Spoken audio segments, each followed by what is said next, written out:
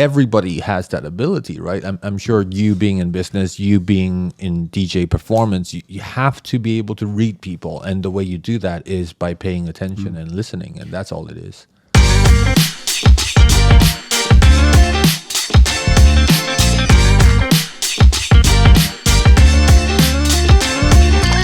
All right, welcome. What's up? Welcome back to Lockstock FM, where we feature entrepreneurs, provocateurs, and thought leaders from around the world. Today, we've got Anson Chen in the house, and we have a very kind of interesting story because we've been interlinked many times, but never really got to know each other, right? We followed a lot of times in the same areas, the same kind of business and stuff. So I'm really excited to have you on the show today, and welcome. And also, of course, we've got Giorgio, who's stepping back in as a guest host because he said he was too drunk last night, but he was like, fuck it, he's going to join in anyway.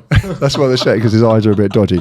Anyhow, what's up? Welcome back to the show. Yes. Thanks for having me. Yeah, thanks for being on. So I've got a load of things that I want to go through with you today. Let's go. But first of all, let's do an intro. Tell me a little bit about yourself. I know you've got loads of interesting shit to say. I guess, where do I start? I am an entrepreneur, I'm a magician, and I am a hypnotist. Those are kind of like the three areas of focus in terms of where I spend and dedicate my time. Mm-hmm.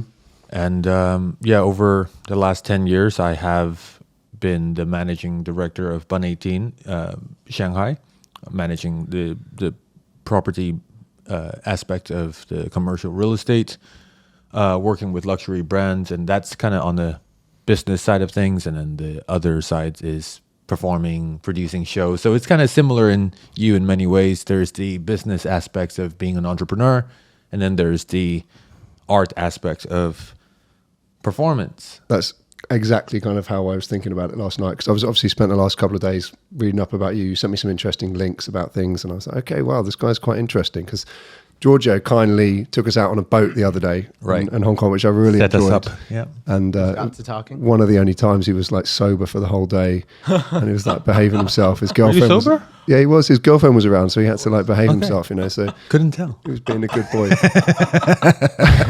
but he said only 3 beers. That doesn't count.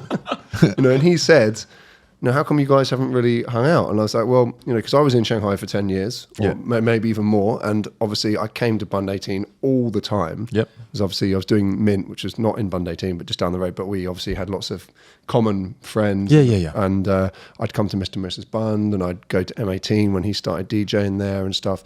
But we never really sat down and actually met, did we? So there is that connection as well. M18. M18, that's right. I was a resident there. We've got some great stories about that. God bless M18. Oh my God. Yeah. We're gonna talk about some of those those stories. Yeah.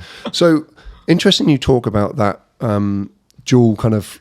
It's kind of like a dual personality, and I wanted to get into this because one of the things that I kind of struggle with sometimes in my career is I have these two things. Where I have the performance aspect, which is the DJ, and then I have the business aspect. Yeah. And I've always found that being a DJ is fucking great fun. Obviously, it gets me loads of chicks. I travel around the world and I get paid for it. I'm like, who are these idiots paying me for it for a first start, right? And then, but it kind of negatively impacts my image as a business guy. I think that's got something to do with your actions. With my behavior. Yeah, probably nothing to do with the DJing, bro. Because remove the DJing. You're like, fuck, it's the same reputation. I have to work double hard to work to be successful in business. So how does that, is magic the same? Or, because the stuff I've read, I'm like, fuck, actually, this is how society works, how you can really influence someone through magic. Some of the stuff I read about you. Well, I think I used to struggle with that kind of like identity separation as well. But now I think in the age that we're in, I think the audience in the community and the social media and all that, people embrace uniqueness. So if you're a DJ, you like crypto and you've got entrepreneurs and real estate experience, that's great, because then you are essentially creating your own niche. Because you won't get everyone, but then there are people who are like, man, I love to have fun. I love music. I love a good party, but also I want to be making money and creating an impact. That becomes your specific niche. So I think part of doing what it is that we're doing here, like creating content, podcasts, building a platform is to embrace all of that. And how much do you have to offer to the world? So I definitely had that struggle in terms of perhaps people who know me as Bun 18 should know me as a business person, and people who know me in the magic world should only know me as a magician. But then that creates separation that is unnecessary and hard to maintain, in my opinion. Okay, so that's really interesting to hear. And I think actually, after you sent me links about yourself and I started reading about magic, because you've got your own podcast. I'm not sure if you're so active on it recently. I know you did about 7 or 8 episodes, right? Reactivating it this week, actually. Oh, really? Okay, great. Have I inspired you to? Yeah. I was like, Spencer's doing it. Let's go. I'm super happy about that, because one of the things I find, like, because I face a lot of people that basically don't like me a lot of the time, and I'm quite an opinionated person. Okay, and I don't seem. I'm definitely not a bad person. I treat people with respect at all times, right? But people get the wrong opinion of me because I say stupid shit all the time. So I'm really happy that I've inspired someone to do something, because that's, for me, is the most important thing. And Right. Do you think that's changed since you quit alcohol? No, not really. No, not really. Not really. No. I think so. Keep drinking, guys. It's not the alcohol. the alcohol's definitely helped me become more serious in a way. People listen to what I got to say. Okay. So that, oh shit, this guy's for real. He's not fucking about. Because I do have these split personalities. It's split, not personality, persona. You said, people say, oh, he's just like this drunk guy that parties at Mint, and yeah. I was the drunk guy that partied at Mint and did whatever, and I had a great time. But on the flip side, I also had this, business. But does it matter? Did really well. Does it matter that people have a certain image? No, I mean, it works quite well for me, because for DJing, it was like infamy. So I kind of got bigger, and it's like, okay, this guy, who the fuck is this guy? Blah blah blah blah. And then they talk shit. Oh, it's his daddy's money or something like that. Why has he got a Rolls Royce? Blah blah. It must be daddy's money or whatever. But obviously, when they get to know me, they're like, oh shit, okay, you've got some stuff going on. But definitely quitting drinking is, for me, a big thing. I think, how old are you now, Anson? I'm 30, about to turn 31, 31 next week, yeah. Okay, so you're I'd say that you're coming into the prime of you're coming into prime. Giorgio's still like a little fucking baby over there, doesn't know what the fuck he's doing. He's pretty good though. If he's not even close to his prime, then I'm looking forward to see. I'd fucking kill it in my prime, man. But okay, we'll see. I'll be 50 by the time you get there. I'll be done. Hopefully, I'll have a few kids. Giorgio, I told you. So at your prime, man.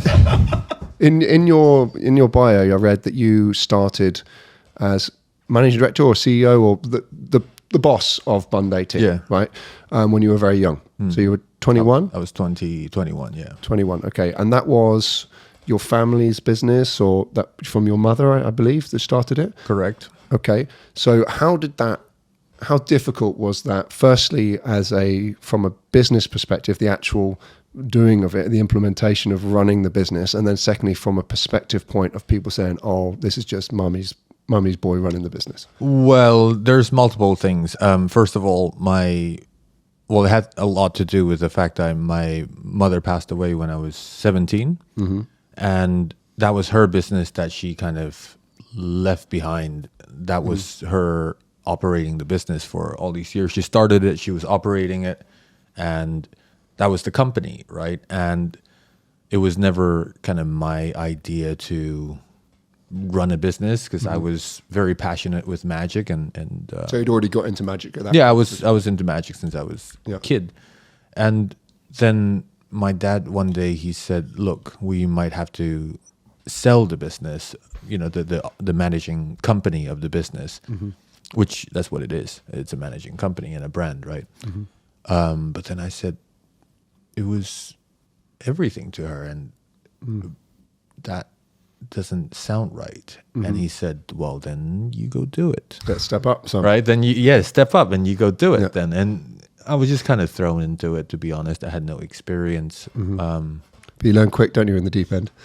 Yeah, you don't consider all these things. Oh, what if, and doubt, and what people say. No, that was kind of not the conversation there. It was like, well, let's make it work, because we had no other option. Just had to make it work, right? I don't know if you remember. It was around 2007 2013 or so. 2000. I don't remember much from Shanghai, I'm afraid. Well, Especially between 2010 to 2015. Yeah, that well, it like was prime years. kind of when the bun shifted from all these retail stores. Remember, Giorgio Armani had their store do actually, in yeah. Bun 3, Yeah. and then Cartier had their store in Bun 18, and Zegna and all these, like Patek was in Bun 18. And so that was kind of when they moved out of the bun. So there was like all this changes that's happening. And And was that driven by you, was it? no. It was driven by just shopping malls popping up, and also people's attention of how they interact with that space changing. That's all. So And you we had to go deal in there with that, and yeah. you had to go in there and basically reposition the business. Yeah. rebrand it. That was the thing, and I can't take all that credit for it. Aside from, I think, being able to spot and trust the right people to do the right job, and to kind of refocus on what is the 90% or 99% of what we actually need to do, and get rid of all the things that don't belong. Well, I guess during the time that your mother set up the business, Shanghai just like changed Yeah.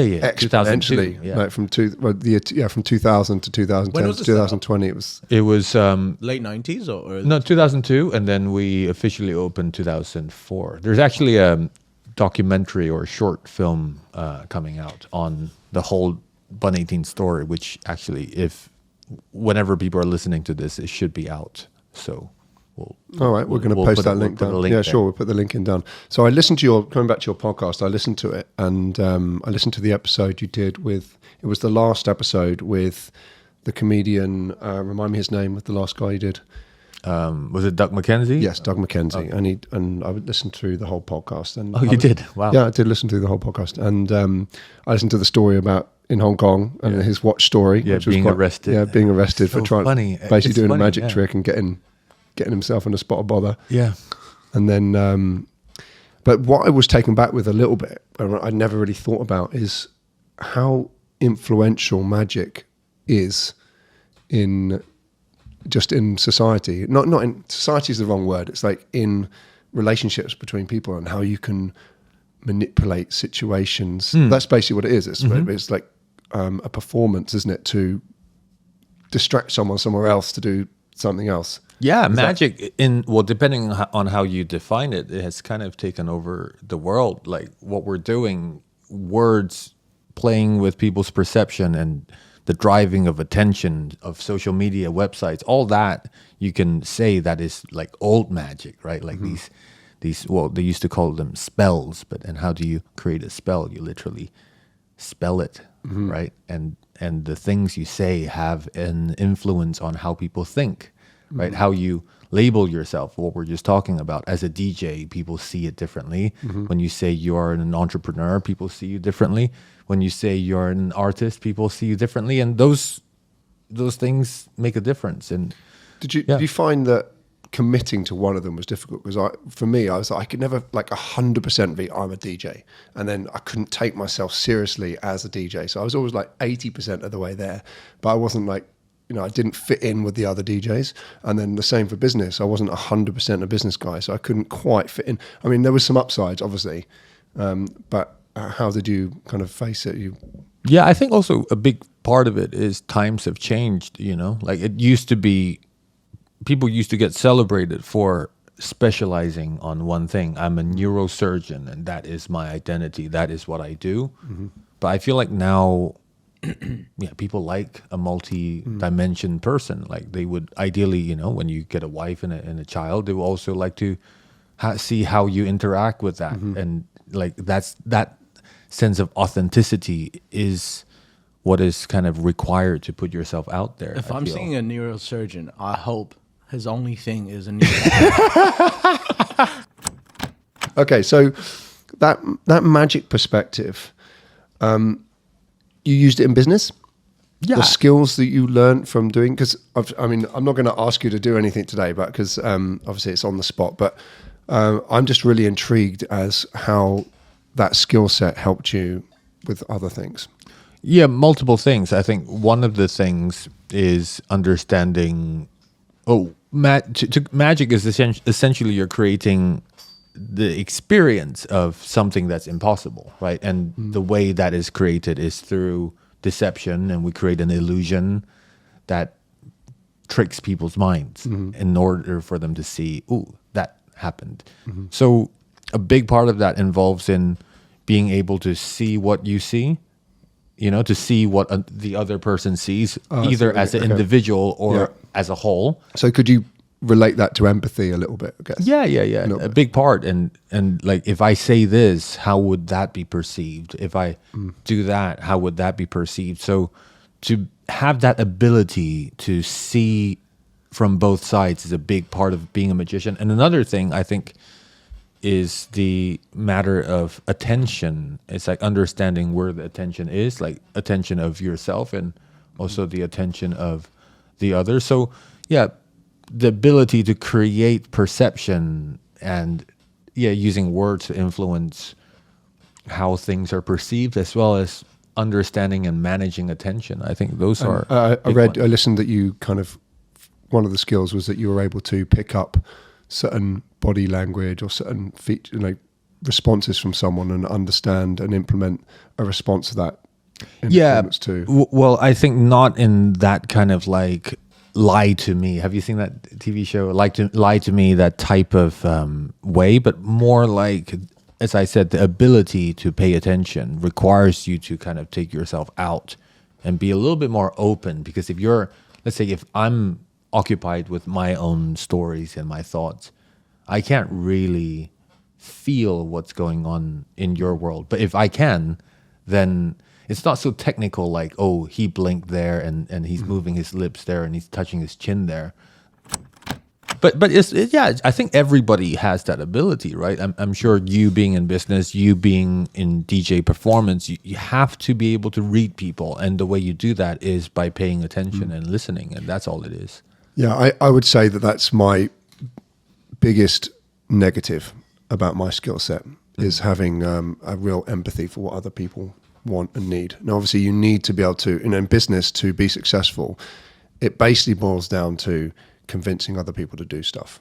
And one of the ways of doing that is by being empathetic about what their needs are, what are their requirements, what are they expecting.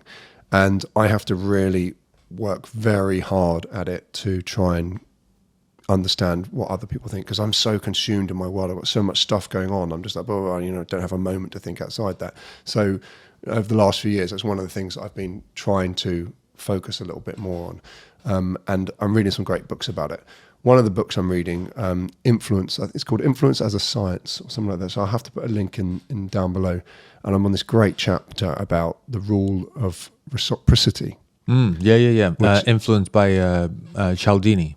Yes. Robert Cialdini? Yes, that's right, yeah. It's amazing. And you read it, and it's kind of some of the things you know, but then when you listen to it and you read the stories about how influential and how powerful that is, you're like, damn, like you can really put those tactics to use in real world situations, and they're so simple. And it's so funny that all these influence tactics that gives you power, ultimately they kind of all point to just being a good person.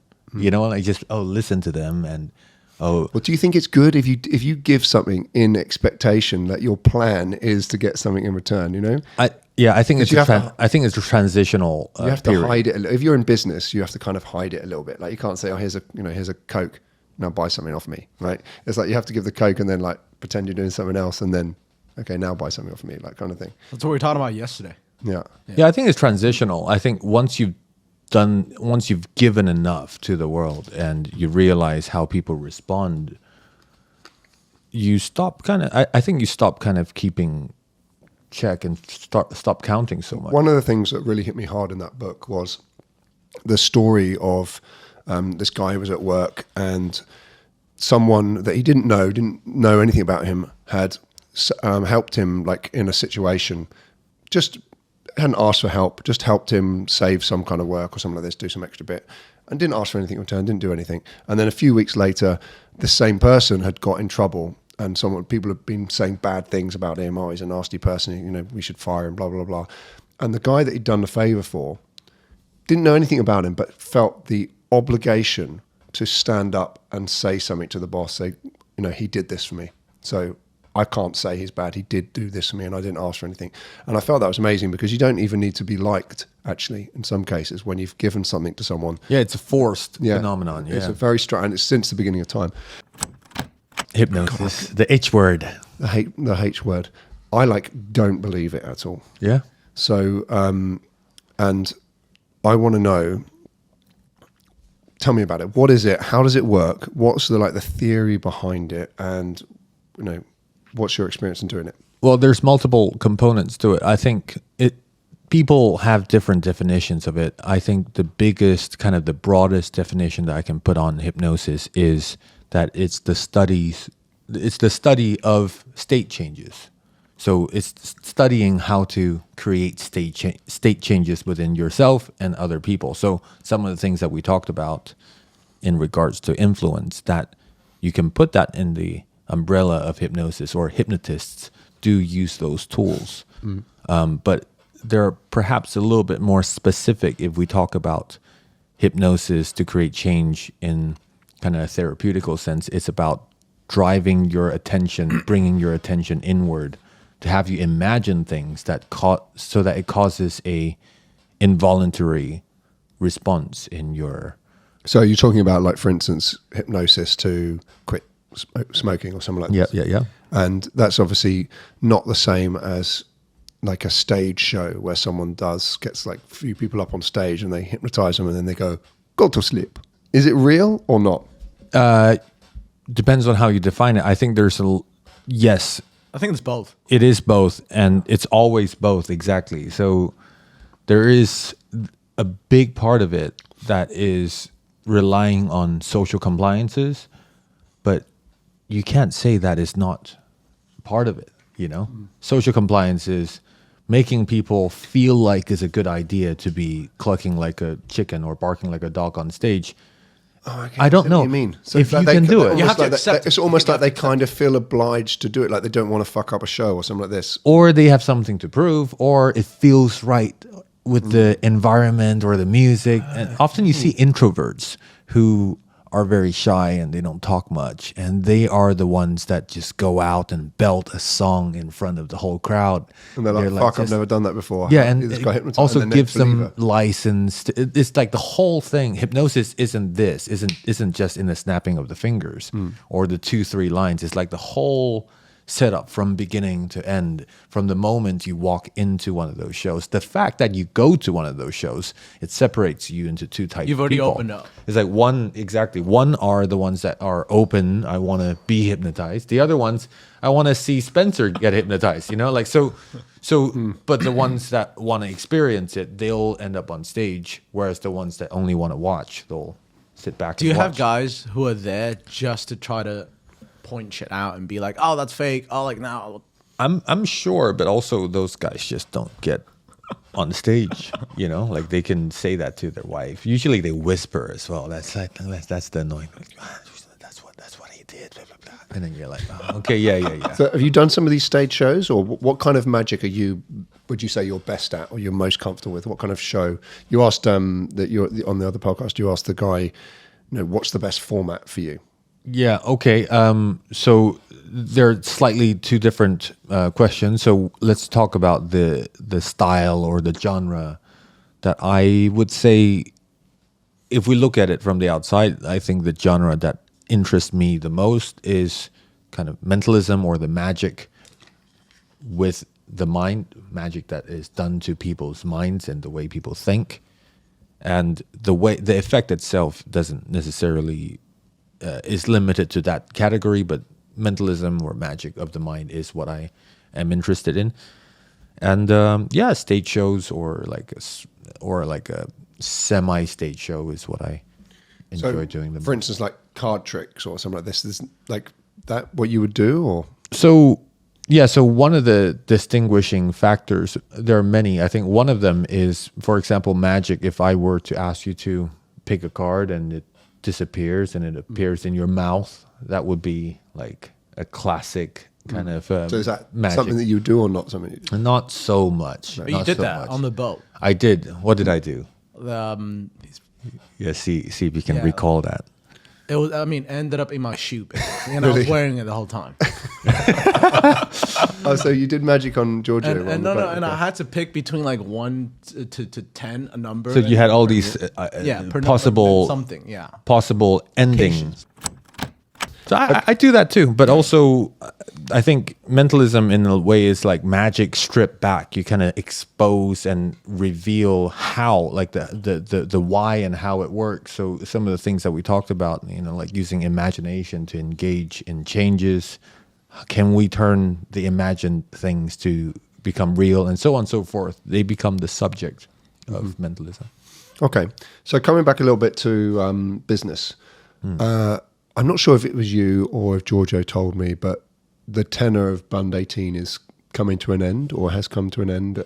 Yeah, we just handed the building back to Giorgio, the landlord, December 22nd. So has that lifted a weight from you and enabled you to now think about, right, what am I going to do next? Yeah, exactly that. I mean, it's a new opportunity to explore, what's possible. Yeah, and I don't have a clear answer. Any ideas? I don't have a clear answer yet, but a lot of, I think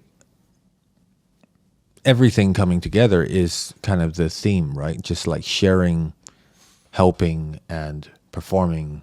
Those are, and producing. One of the things I really got into in Shanghai and also elsewhere is to create these immersive theaters and experiences. I've done a few before the pandemic, and that's one of the things I wanted to create. So just doing more creative projects for now. My book is coming out in the next 3 months. What's the book called? Reality is Magic. Okay, so I'll make sure we push that when it comes out. So that next stage, do you think you're going to go back to business, or you're going to focus on magic for a little while? One thing I noticed about magic is it kind of ties quite well with business, and certainly in like you can have corporate clients and you can do magic forever. Yeah. Whereas like It's great on social as well. Yeah, people love it. I mean, there's loads of really great YouTubers that basically jack shit about what they're doing, but they've got a little bit of a magic trick. Dude, it's so easy for him to create content. Yeah, he just does a magic show and then talks on it. Yeah, people can they can actually experience it. But as a DJ, when you try to explain to people or show people, it's like, I just press a play, man. Yeah, well, that's all we do, mate. It's absolutely nothing. There's a couple of particular. There's one guy called Andre Jeek, I think his name is. He's got millions of followers on YouTube, and his job is to tell people about finance. And this guy knows fucking jack shit about finance. Okay, he's not done it. It's not. I mean, I don't mean to hate. Is that why you're doing a podcast now? Well, I don't mean to hate. I don't want to, because I'm sure that everyone's out there just to make money. So I'm pleased for all these people. But what I don't get is, why do so many people listen to someone that hasn't actually done it and doesn't actually have the experience? So that's kind of what I'm trying to do now, is share my experiences. I sit here and I think I don't really know that much at all, but I kind of feel. I bet when I talk to people, I actually know a lot more than most people. And people generally want to rely upon something, whether or not if it's religion or someone. Pass the buck to someone else. Yeah, they just want to rely on something. Like tell me what to do, like teach me, like guide me, whatever. As a DJ though, like you said, like we just press a button and put our hands up in the air. That's a bit more. Oh yeah, yeah. I would. Well, actually, I always describe it a little bit like comedian. Like a DJ plays the same music. Two DJs can play the same music exactly the same way, but one is funny and one's not, because he says the joke in a particular way. His timing, his anticipation, and it's the same for a DJ. It's like your timing, not your timing of mixing the beats, your timing of when you're playing a particular song and what particular song you're playing to what particular crowd. And it's like a subliminal thing that you learn. And I guess it's the same with magic. It's like the timing and the anticipation is so important. Otherwise the trick doesn't work. Something about the show doesn't work. DJing, that the difference between DJing and comedian is that the emotional range you reach is probably further with music over comedians. Comedians, they're telling jokes, everyone's always laughing, but they don't reach to the other end, the more so emotional side, which through music you can.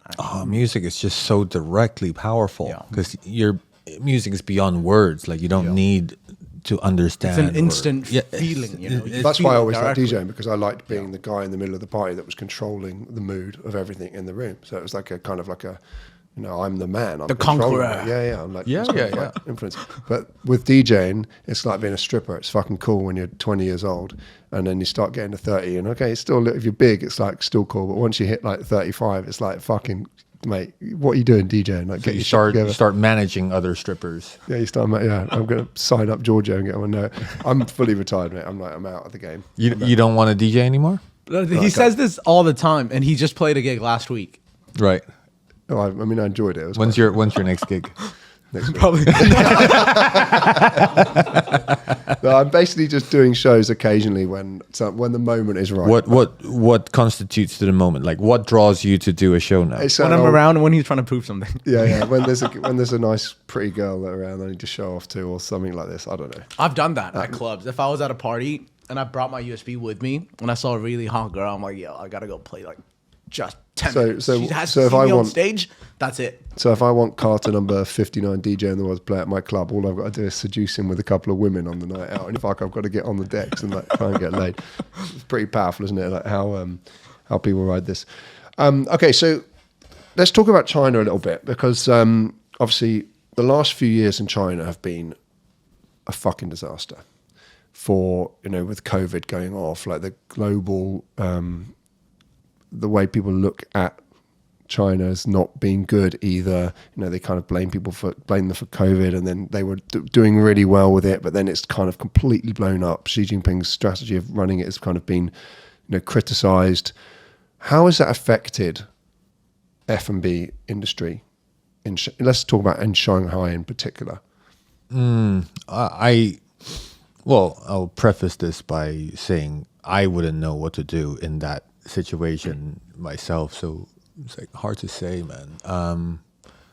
F&B industry is certainly impacted, and it's Drastic. it hasn't been easy during this period. And frankly, I've only been in China for kind of 6 weeks during the last 3 years, so really? Okay. so I can't really give a So did you kind of comprehensive- know that the Bunday team was, you kind of preparing for an exit on it, so it wasn't really a priority, I guess. And also we don't run or operate any F&B outlets. We are a pure real estate business. So were you there when they opened up M18? And Yeah. Giorgio started DJing Yeah. there? Yeah. Because basically there was a load of shenanigans at Mint, and the guy Alistair run off with all the money. And I stayed at Mint for a bit, and then a couple of the DJs left and went to M18, where Daniello, the manager who was running Mint, opened. That's right. And then there was that really awkward scenario that one time, It was New Year's Eve, where there was some issues, right? And I don't know if people know the story, but there was basically a stampede on the Bund, and there was a number of people that died, right? And what happened was some of the blame was put on M18. Yep. Or some of the people, building, yeah. or some of the buildings in there, right? And they were saying, okay, someone chucked fake. The rumors I heard was someone chucked fake money out, and that caused people. I mean, as far as I'm concerned, it's like complete bullshit. It's not true, but it made it very awkward. And in particular, Daniello was like totally, he was shitting himself. He was basically hiding in my house, and I was like, I could totally understand, because you face the wrath of the Chinese government. It's like, what chance have you got? You go like zero. There's no fucking, there's no like, you can't touch me, like in England, whereas you're a criminal, it's like, do whatever the fuck you want. And that's part of the reason why I like China so much, is because they're fucking strong on regulations and laws and rules. You don't fuck around with it. Whether rightly or wrongly, I kind of like that setup. So the nightclubs right now are very low, aren't they? There's not many in Shanghai, but do you think it's going to start coming back? Do you feel like there's a resurgence in Shanghai? Do you think it's going to come back? Do you think foreigners are going to start returning? And For sure, but maybe it'll take a couple, at least, Like, I think late it's gonna- to this year or early next Start year. this year, but I mean, next year is when things are feels so meaningless to be predicting anything like this. But given the example of Hong Kong right now, once the restrictions lifted, it's come back pretty quickly, right? Yeah. Like it's now a year. I would say less. I would say it was only in the last couple of months that people opened up, right? This year. Yeah. Like it's only been open really just for a few months, and now I think like we're back on track pretty quickly, and people are really adaptable. Like if you say, all right, get used to staying at home forever, then all right, that will take some getting used to. But can you get used to going out and doing things again? It's like, yeah, tomorrow, no problem. Like that's a pretty easy shift. Still have to wear mask here, which I find a bit annoying. Yeah, hopefully that changes. Yeah, I can't see that lasting much longer. But I do find a big difference, and that's one of the things I kind of wanted to talk about as well today, was the difference between the population, the Chinese people, and you consider yourself Chinese, not Hong Kongese, or where are you from? Where are you born?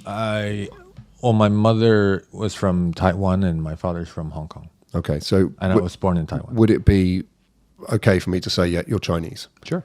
Yeah. Okay. So obviously these days you don't know what the fuck. I say so many things. I was about to step in and be like Chinese. Absolutely. You got the Dalu Ren over here, and then you've got. Oh, I'm ready, man. I'm like ready. Let's go. Take over Taiwan. Ready to take me. So Chinese people, in general, are much more conformative than Western people, and it's shown very evidently during this coronavirus, during the pandemic, because people have been willing to go further and wear masks longer than people in the West. People in the West are like, fuck off, I'm not wearing this mask anymore.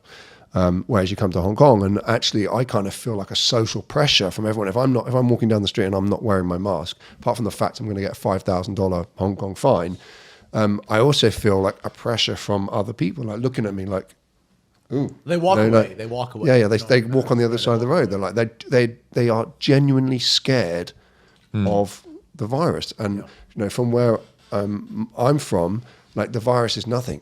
It's like you're just getting on with life. It's just one of those things. And if you get ill, you get ill, and that's just life. And that's kind of the feeling that I have.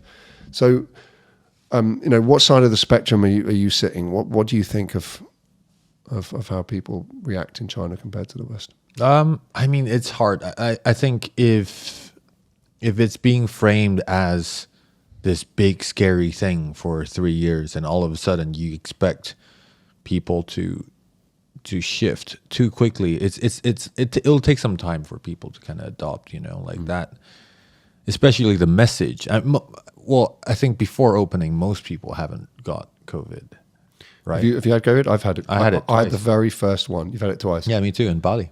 Yeah, we had the same. Yeah. We had the same cousin. Yeah, right. You had a cousin. I mean, I was there. I went there on holiday from Shanghai for a weekend, January 2020. No, we all went together. Oh, that was when we went together, was it? We all went together. Well, yeah, he got it so early, didn't he? It was March, because I went to back to. I couldn't get back to Shanghai. I was like, I'm not going there. This is just dodgy. I'm going back because I thought it would be contained in China, it'd be a thing, Chinese thing, whatever. So I went to England, and it all started kicking off. And I was like, right, I'm going back to Bali. I went to Bali, and on that way back, I caught it, and I was like 5 days. I was like, it's very specific. I was quite brutally. Well, I remember it because I was very ill, But I feel like that was kind of the best one to catch, because since then I haven't been sick once, not a single time. And I think Caught it twice or once? I caught it once. Yeah. Once. And since then, I quit drinking. I started doing ice baths, and so I don't know. But that's not the COVID. That's more the Bali, isn't it? I don't know, but all I know is I haven't been sick once since then. Maybe it was the vaccine. Who fucking knows? Maybe the vaccine has given me super thing. They didn't let me back into China because in August 2020, when I tried to come back in, they're like, no, you can't come in because your antibodies are too high. Right. It means you've already had it. I'm like, well, That surely means I can't get it again. That means surely that I'm that a good protected thing? against. Yeah. That's a good thing. But obviously no one knew much. How often do you do ice baths? 5 times a week, probably. And obviously I'm here in Hong Kong, there's nowhere to do it. And if someone knows, please tell me. I've just been taking very cold showers. But the cold showers in here are nothing. They're only maybe like 14, 15 degrees or something like that, the water. And in an ice bath, it's like 3 or 4 degrees. Yeah. Where do you go in Bali? I have my own ice bath. Oh, you have your own ice bath. Yeah. Very One of the beautiful things about being in Bali is I have everything set up exactly as I want it. So I have my gym, I have my golf simulator, I have my villa, I have my ice bath, my sauna, my jacuzzi. I have my maid looking after the thing. I have my little dogs. I have someone to look after my dogs. What dog do you have? I've got 2 French bulldogs. All right, we'll put a picture up. Yeah, they're very Ding, beautiful. They're ding. very sexy. Bing, bing. And I also have a dog in China, which I haven't seen for 3 years, which is kind of sad, isn't it? Can you move your dog? Okay. Nah, he's too old now, and it's not worth it. Okay. And he's with the maid. I just have to. He's with my and You know, it's so funny. Like I've had my IE for like 10 years. 15 years. I still can't remember her name because I only call her IE. It's so bad. Wow. But she's like she's like my second mother. But I only know her as IE. That's all I know. And I have to look it up to find it. So bad. But it's just, we're very close. And she's one of the person I talk to the most about Chinese. It's how I use my Chinese all the time. But she's looking after Kai. You talk to her about all your girl problems? No, I don't talk to her about girls. She goes, Spencer. And, she knows about some stuff? I was like, has she maybe seen never. some stuff? Yeah. I'm sure she has. I mean, she has to clean up his house. Take out the trash. Oh my God. Man, It's like, no. disgusting. Come on, I'm not that bad, mate. Come on. God, the carpet. Oh my God. Oh my Send God. in the dry cleaners. But in Bali, I have the same. I have a maid and looks after everything. And then, but the thing I found with Bali is it's been great for a couple of years. And my golf has got really good and my health has got really good. But it's too small.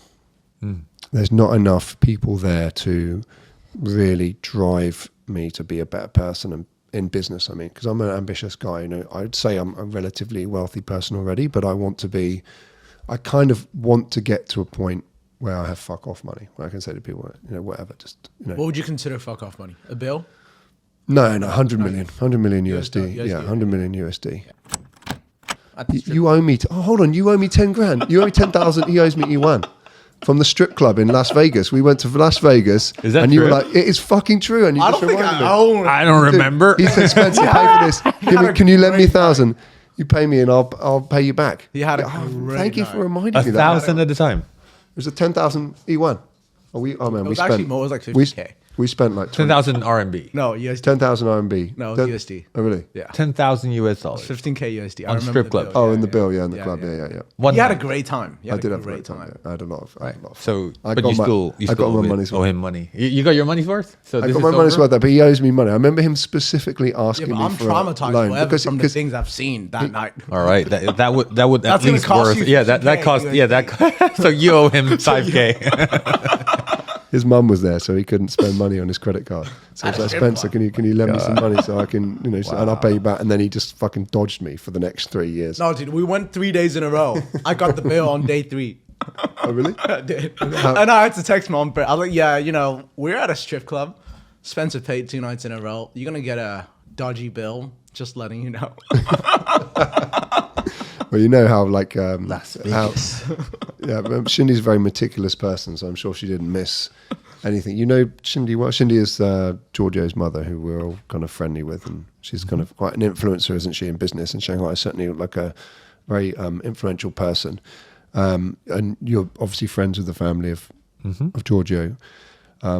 So yeah, it's quite interesting. That's actually how I met Giorgio, through Shindy. Because Shindy, We're both really just here to keep an eye on him. it's difficult. And then there's Peter as well. It's quite difficult, isn't it? You've got like 3 babysitters just going like, where's he going? What's he going to do tonight? Okay, cool. So, all right. So we've talked a little bit about China versus the West. What about, let's touch on religion and what you identify as and what you see, who do you relate to? Are you patriotic for any country, or what do you believe? What religion? Are you religious in any way? And what does it have to do with patriot? Well, I mean, 2 different subjects. Okay. Let's touch one. Are you religious? Sure. Yeah, I'm not stuck to a particular religion, but I do have a belief system. So I would say if we have to kind of like pin it down, then it would probably somewhere between Buddhism and Taoism. Okay. Buddhism is quite an interesting one because as I've kind of acquired more in my life, you kind of want less. I don't know if it's weird. Like sometimes Just 100 million. But it's different. It's not about. I've kind of contradicted myself there. It's not about wanting. It's not about wanting stuff. It's about wanting the ability just to be able to do whatever the fuck you want. It's not about wanting items. So I guess in the way you look at it, maybe you're right. But I think it's not about the ability to do whatever you want, because you can always do that, but it's to have the ability to say no and fuck it off. Well, it's a big skill to be able to say no. Yeah. And you can say that with zero money.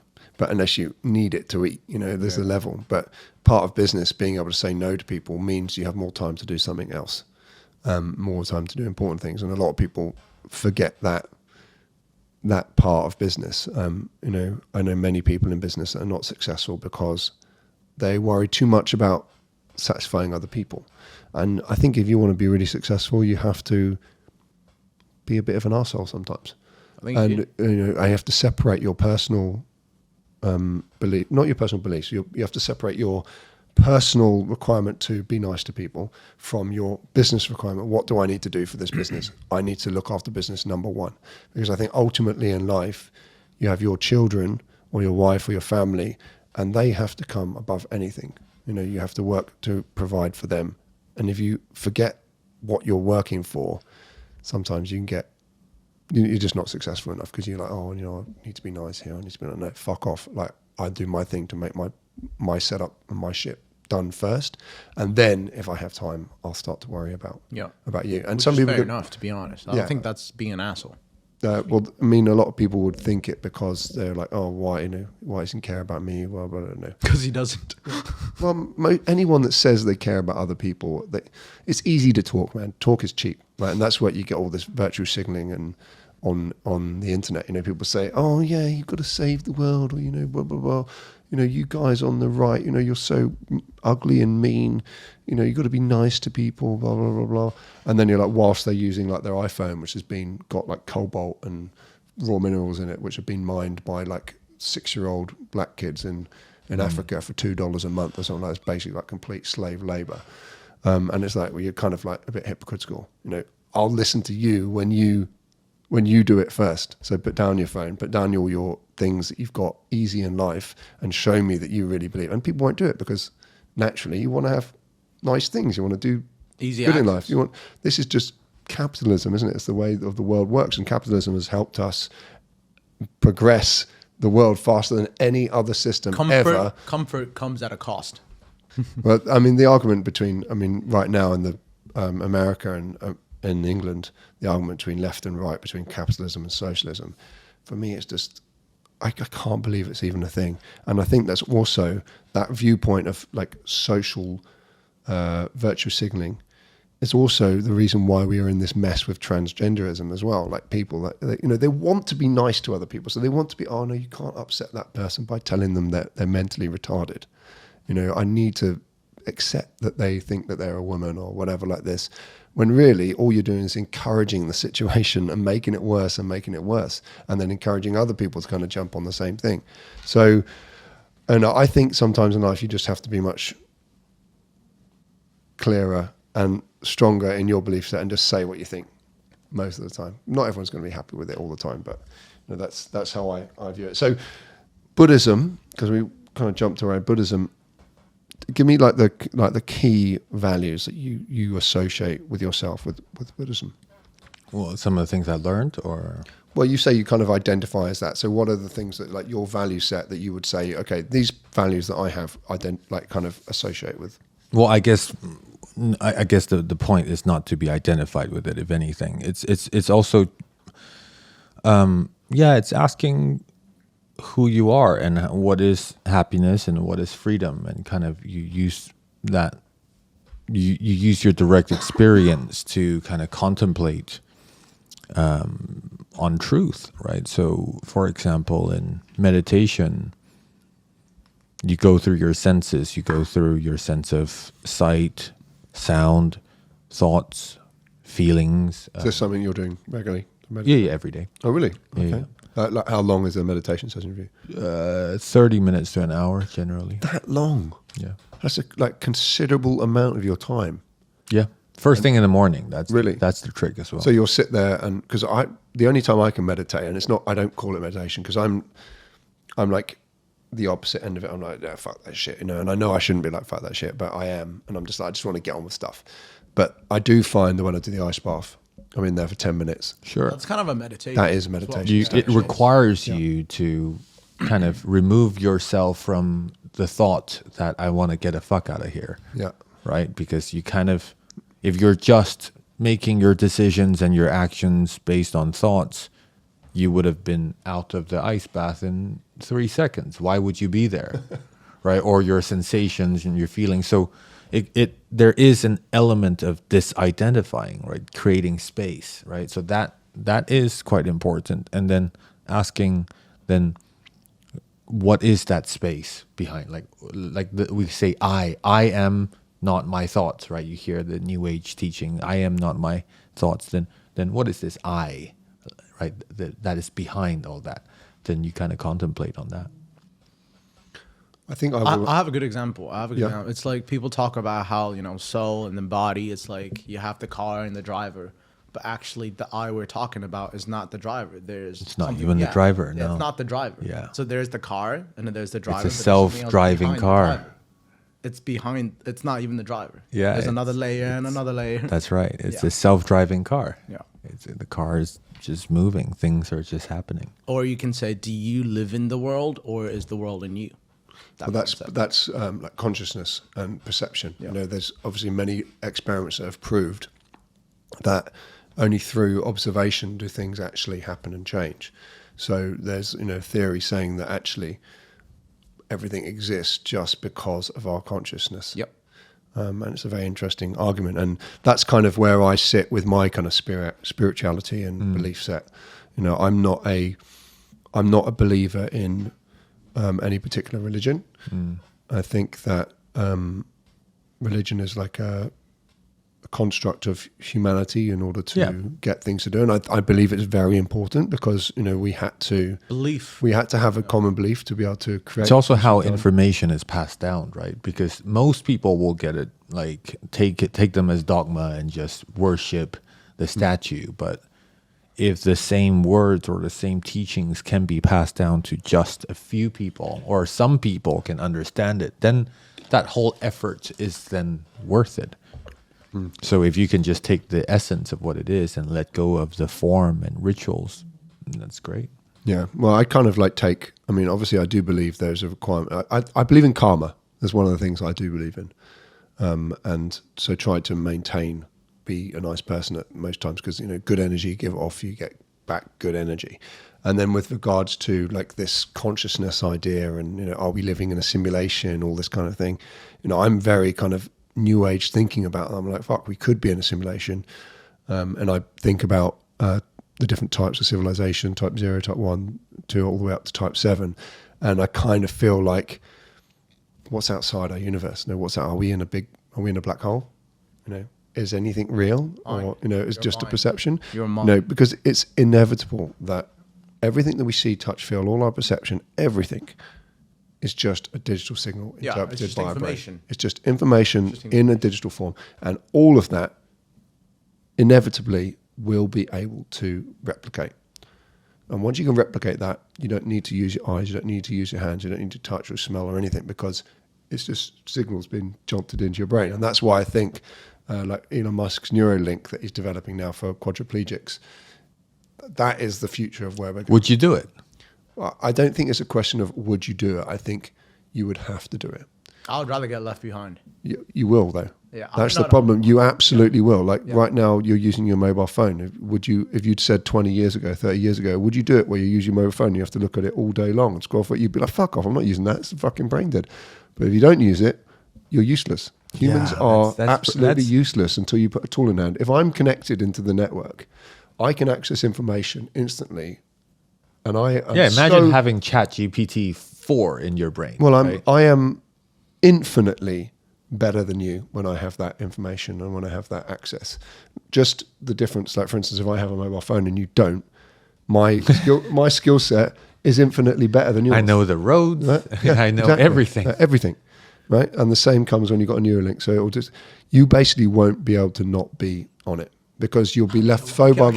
You'll basically become useless. We'll let him use it first. It might be in our lifetime. I don't know. You can get ahead. Almost certainly will be in your lifetime. Almost certainly. I'll die way before that. Trust me. In a flame of. Trust me. Balls of flame going out. We'll see it. In a DJ set. What about it? You're just going to blow up on stage and just. There's just be no music. You just go like this, and everybody just be like dancing in their head. All right. Well, I think that's about an hour into the podcast. I think it's been a really good chat. I really enjoyed that. Covered lots of different topics. But yeah, really enjoyed that. Thanks for coming on board. Make sure you guys check out your podcast, which you've got already on Apple Music. Yeah, it's called Magic Spotify. Talk. Magic Talk. I put a link in the description. And I think you're going to do a couple more episodes over the next couple of weeks, right? Yeah. It's already being put out. So, all right, great. All right, I really enjoyed that. Thanks, guys, and thank you for having me. thanks for coming on board. Thank you, Giorgio. And party time tonight. Party time.